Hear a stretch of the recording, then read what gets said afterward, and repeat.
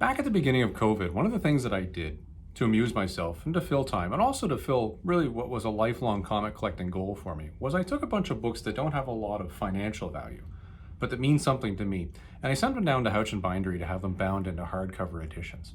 I'd never bound books before, so for me that was a real learning experience. It was a process of learning about binding methods, a process of learning about timing in doing this, it was a process of learning about costs. There was a lot of things I had to learn about. And I've already produced videos for you guys where I showed you the first batch when it came back, which showed you, okay, here's what I got, here's what I ordered, and here's how they came out. And I shared that with you because I really wanted people to see this is something that's entirely achievable for you as a collector. Well, I've taken it a step further now. That initial bundle that I sent down was really sort of a trial for me. It was a method where I was saying, well, you only know when you go, so let's send these things out and see how it comes back. Well, I've tried something different this time. Since that worked well and I was very happy with what I had, I got a bunch of other things that have been sitting around in my house that I've been building up as complete runs and complete stories, and I sent them down. And we're going to open that today and walk through what was in this giant box here of everything that came, and I'm going to show you guys the different binding method that I chose this time and why I chose that. So if you have square bound comics at home that you're thinking about getting bound, you're going to see a method that I chose here, which is based on what I've read online. And you're going to be able to decide, do I want to do this? Do I want to try a different method? And really, what do I like in my bound editions? So let's stop talking about it. Let's get into this giant box. All right, so we're up and running out now. You guys are going to see more of my desk and my workspace on this one because, quite frankly, but this is a massive box. Let me get it for you and show you what we're talking about here. Now, it's funny. Come on over here, you. Good thump. Yeah, that's not small by any means. And it's funny. I tell you, see this giant COD thing over here?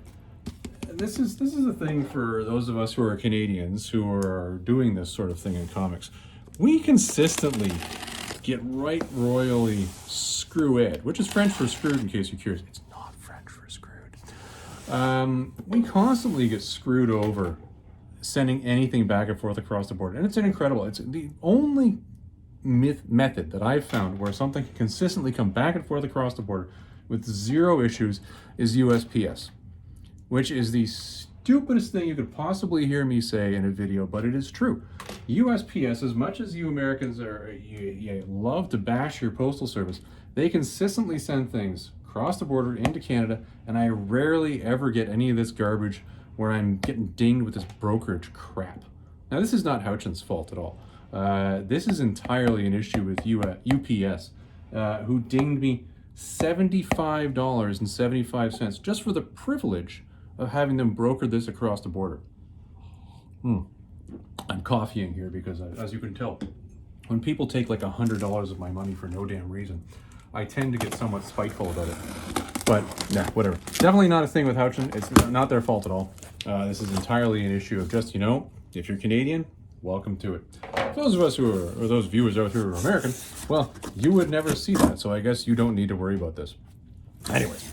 An interesting aside there. So let's start throwing things away here and see what we got. Woohoo! So one of the things right off the bat that we did. All right, here we go. All right. I'm going to move the box over to the side here. And we'll start going through these things one at a time. And we'll get the forms out as we're going later. So the first thing I did, how often do you guys see an image book or an image hardcover out there on the market? You don't. This is classic 90s beauty. Oh. Look at that. Extreme Sacrifice Part 2. That is, wow. That's incredible. So that is rather incredible looking, but just look at it. It's stunning. This is absolutely stunning. I'm gobsmacked. The 90s books and the art in the 90s books, listen, we all love to bash 90s comics. We love to bash the fact that they were in excess. Everything was big guns, and I mean guns in a variety of ways. And it was just all over the top. But the art that we put into those books was just incredible. And this is the art that's, quite frankly put, shaped an entire generation of collectors and artists that are out there today. So this is fantastic. This is Extreme Sacrifice. And it's an image story that came out mid-90s. When was this? 1995, right there. And I think I did a boo-boo on this one where I said Extreme Sacrifice Part 2 here, where it's actually the entire thing. It's Part 0 and 8 and Aftermath. So that's on me. That's definitely not Hutch, but that's stunning. It's beautiful. Just absolutely beautiful. Now, and of course, one of the things that I did, for those of you who are looking, you'll see that I did trim the books so that they come with a nice clean edge. And this is a Smyth sewn book. And the reason you can do this is because if you look right down there in the bottom, you'll see these have, well, quite frankly, but they're your regular 2-staple 32-page books. So this is just the standard one. You guys have seen me do one of these bindings before. If you're interested more about the binding itself, you can go back to my other video where I walk through, this is what this binding is and this is what it does. But that's stunning. That is beautiful. Wow. Okay, well, there's book number 1, and I'm already very impressed. What else we got here? Okay, ooh.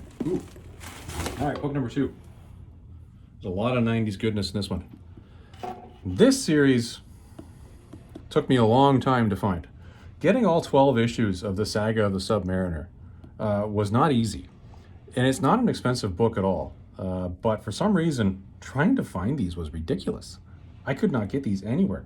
Again, it's another typical, these were 32-page books. You can see it has been trimmed. Absolutely stunning looking cuts on it. I put a red ribbon on this one. I went with a white binding. The reason why I went with a white border on this one is because I think a bunch of the other Marvel books that I did, I had already chosen to do white where I did the custom graphic cover. And by the way, at Houchin, custom graphic, this is simple custom where you can pick one of the covers of the books to put on the cover of your bound copy. They'll do simple things I found, like brightening or cleaning the issue. They did that a lot with my DC Who's Who. The DC Who's Who series, a lot of them were white background, and you could see over age and over time that they had tanned. And it was nice that what they did was they brightened them up for me when they put them on the front and the back. Now in this one, you got issue 1 on the front, just issue 1, and issue 12, the last issue on the back, the grand finale. That is really something. You can see I used the newsstand on this one. Fascinating. And this is, of course, the older newsprint. You can see the coloring of the pages that are going into this. And again, this is your typical, I believe this is the Smyth sewn. On this, it's a higher gloss paper. The Image was famous for this when they were putting out their books, the higher gloss paper. So there is that on the inside of that. And this one, for those of you who are wondering, this was a wraparound cover. Extreme Sacrifice is number 1. So I used the front and the back on the actual bound copy. Very nice. Very nice indeed. Here we go. So now we start getting into some of the other methods that I used here. Now, many of you are going to look at this and go, what? Yeah. So I went through a whole bunch of early 1990s Marvel annuals. This was back when Marvel was doing a really fun thing where they were taking their annuals and tying them together into sub-stories. I think the first one they came out with, which was a giant crossover, was the Evolutionary War. That was in 1 year. The year after that, they did Atlantis Attacks. And then the years after that is where they broke them up. So what I wanted to do, because I had many of these annuals, because annuals, listen, there's very few annuals that are actually worth anything. There's value right now in the annual that's got the first appearance of Speedball. I think that was an Atlantis Attacks one, or yeah, that was or was that an Evolutionary War? That might have been an Evolutionary War issue. The other one which might have value is the cameo first appearance of Gambit in a New Mutants annual, which isn't this one. I think it's the annual before this one. But regardless, they're not high value books. You can buy them in dollar bins or $2 bins. And I had many of these. So what I've done over the last couple of years is I started to, when I'm out shopping, filling in the gaps that were in these. So this is the Kings of Pain story, which carries over, I believe it was 4 issues of Marvel Comics, Marvel Annuals 1991, Kings of Pain. The reason why I called it this is because I have a couple Marvel Annuals 1991. Now these were square bound. So the things you'll see here is this is the sewn binding, and this one is designed to be a rounded binding. So you'll see when I do that, it lies flat, and you'll see how this rounds, so it will lie flat. With this is a glued binding, because these are square bounds. And this is not going to lie exactly flat. You'll see it's trying to fight it a little bit there.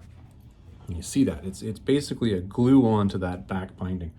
And that is, I was curious as to how this would turn out. What is this? It's called DFAB. There you go. This is called the DFAB binding. And what do we do here? I chose rounding as well. You can choose rounding or not rounding when you do a DFAB. This is a glue, by the way, that holds it in there as opposed to sewing. And I chose to trim it, and it turned out okay. Look at that. Turned out really well. Let's see if this one has my little insert in the front of it, which it probably does. Does it? No, it's not there. It must have been in one of the other. It's got to be around somewhere. I wonder where they put it.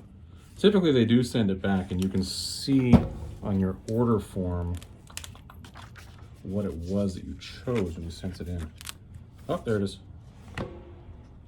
There it is. So this one is called I may have been smoking, but I'm pretty sure it's a Smyth. Yeah, Smyth binding. That's what these were. These are Smyth binding, which is the sewn. So there's a glued one right there. Very cool. Put that there so I don't lose them. Yeah, and this is clearly me screwing it up, as you can see. I wrote Extreme Sacrifice Part 2 there. That is definitely not an issue on how to find it all. That's entirely on me. But either way, I don't care. That's just darn cool.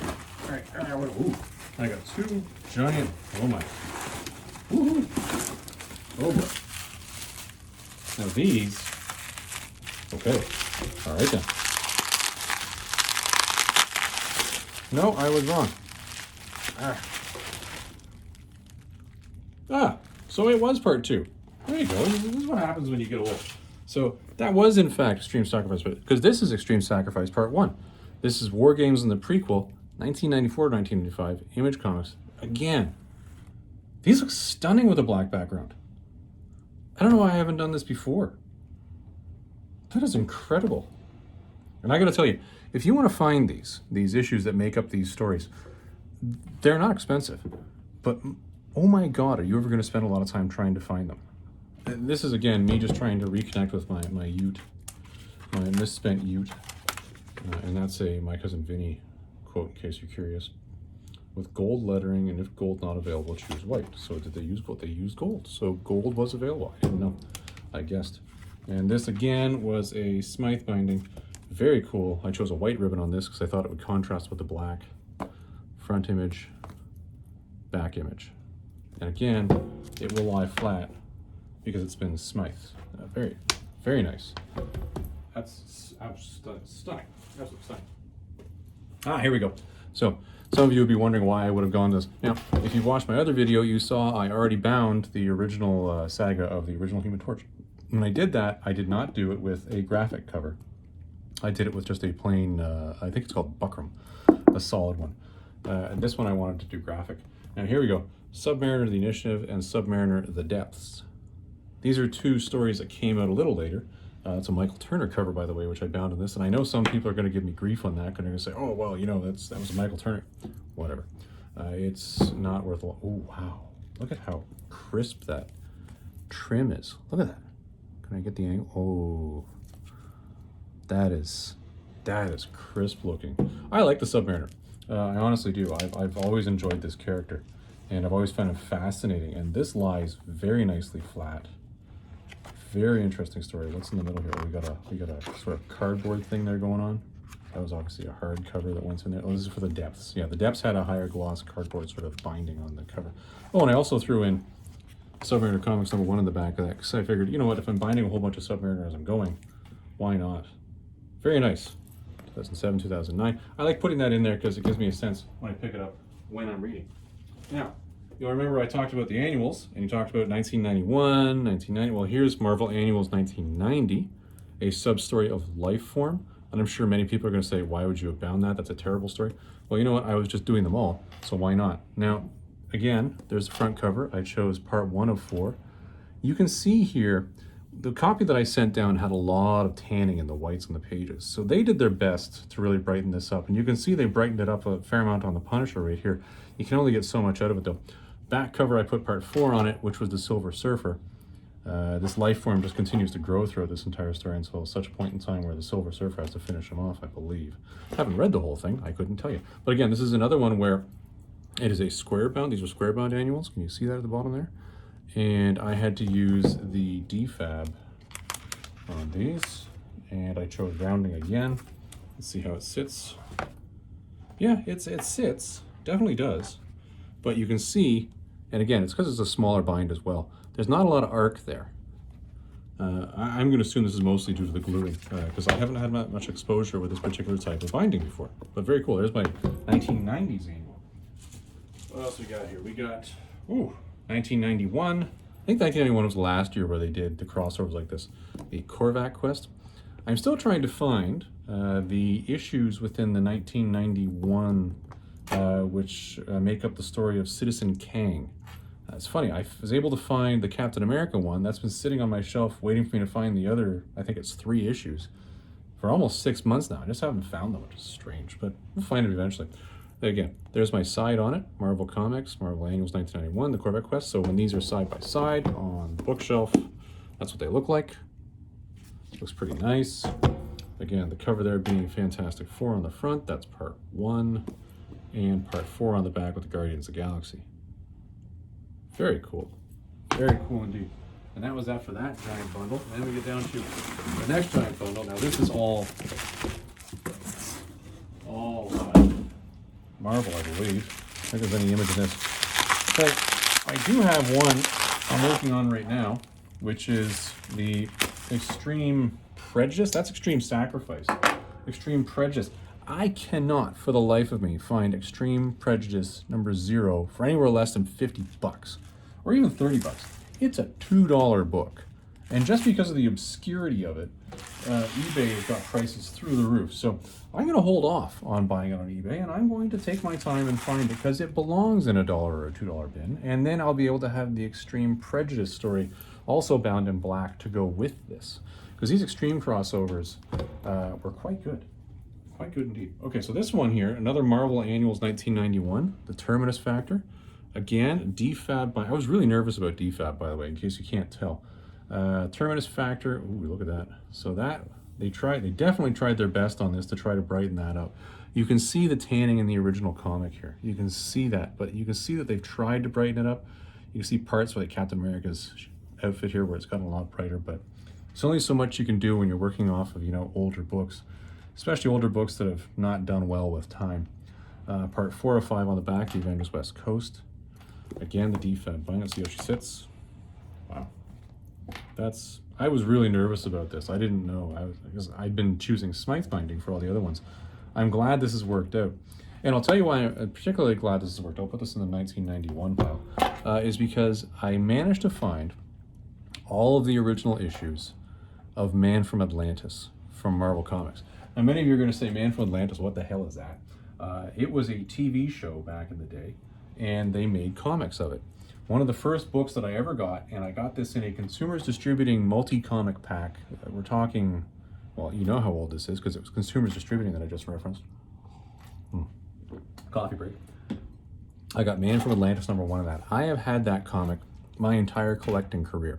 I've never let it go, and I probably never will let it go. But I found all the rest to go with it. It was a short-lived series, but they are all square bounds. They're thick, fat, square bound books.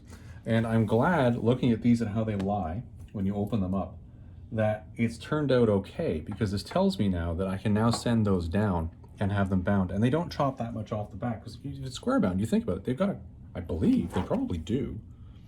They must cut the actual side cover off when they're doing this to glue it on. I can't picture them actually, like, they must chop it and then take page by page and then glue the pages. I can't see them taking the actual original and then gluing the original into this thing, and I don't know. But I'm looking forward to when I do send that down. That's going to go down with the Extreme Prejudice series when that's done. So we're going to another 1991 Marvel on this one. 1991 Annuals, the Von Strucker Gambit. Starts with Daredevil. I think it ends with Captain America. Yep, there you go, Captain America. Only 3 parts to this. This is going to be a smaller one. I wonder how a smaller one's going to sit. You can hear it open, right? Still sits relatively flat. I'm not, and you know what? It's probably more the issue of, you just got the flimsier old newspaper. And you can see I'm pushing down on this a little bit. You can definitely read in there. So it definitely isn't trimming that much. So that's pretty cool. 1991. 1991. Okay, so what do we got? Oh, another 1991. But we don't have a lot of 1990, eh? Huh. Odd. I must not have been able to bundle up that many of them. I thought I did more. Oh, well. Marvel Annuals 1991, The Subterranean Wars. So this one was 5 parts? 5 parts, yeah, 5 parts. Avengers West Coast on the back. Again, you can see the discoloring of the original comic there. Not an issue with Houchin at all. And the front has a good image on it. Very nice. This is 5 books. You can see how thick 5 books is as compared to, let's say, 3 books. Fairly material difference there. Yeah, I'd say so. Very cool. Well, definitely my 1991 annuals has done okay over here. You can see that's probably all of them, I think. Nicely done. So it's the 1990 ones that are clearly going to be the issue, and I think we're going to have more of that coming back. Now, I'll tell you, I've just sent down the Evolutionary War bundle. That's gone down. What else went down? Probably more of the 1990 ones. That's probably why I was thinking that. Ooh, oh, and the one wild card that I threw in here, and this was more on a whim than anything else. The DC Mystery in Space 2006-2007 series. I found these, I tell you, I was digging through doing my annual search, and I found these in a bargain bin. And this is the thing. I read the DC Who's Who. I'm reading through the DC Who's Who right now. It takes a long time to get through those. And Captain Comet, in my opinion, is easily one of the most powerful guys that DC has. I don't understand why they're not making more of an issue of this when you actually read his origin and what he does and who he is. I'm fascinated they haven't done more with this guy. So when I saw the Mystery in Space run, which was a short-lived run, 2006, 2007, I think it was what, 6 issues, 7 issues, 8 issues, 8 issues. I found the entire run. I said, I'll just buy it. And I bound it. And this, again, I put a white binding on it. It goes with, actually, I don't have any other DC here. The DCs are at home, actually, with the DC Who's Who's. White will be on that, and maybe if I'd done this in red. The red probably wouldn't have done well on the outside of this black front. That's probably why I chose the white on this. Maybe a black border would have been nice. I did choose a black ribbon on the top, so maybe I was thinking black initially at one point in time on this. Oh well. Again, this is going to be another DFAB binding. Yeah, let's see. Yeah, Smyth binding. Sorry, Smyth, because these are your typical 32-page books. They're sewn in there. It's got a black ribbon. And it's higher gloss paper. These are stunning. These are absolutely stunning. So that's another Smyth one right there. So I'll tell you, this was a big box of stuff. And this actually makes me feel really, I was already comfortable with the Smyth binding. These are all the Smyth ones up here. These DFAB ones were the ones I was worried about. So I'll show you guys the rest of the 1990s annuals when they come back, and you can see the DFAB on those. The other thing that's going to come back is the Evolutionary War. The Atlantis Attacks collection is going to be a mixed bag, because there are some parts of the Atlantis Attacks one that are 32-page specials with 2 staples, which would do fine with sewing, but the majority of them are square bound, which would suggest that a DFAB is the way to go. But I tell you, with this being as readable as it is and as flat as it is, I really don't see any reason to be that nervous about DFAB going forward for the whole collection. So when I mix those in, we'll see how that turns out, because you're going to have these skinny ones at 32 pages mixed in with the DFABs, and then that'll be one giant bound thing, because it's a big one. It's going to be a big one. So yeah, and of course the extreme prejudice when I finally find that stupid issue 0 somewhere.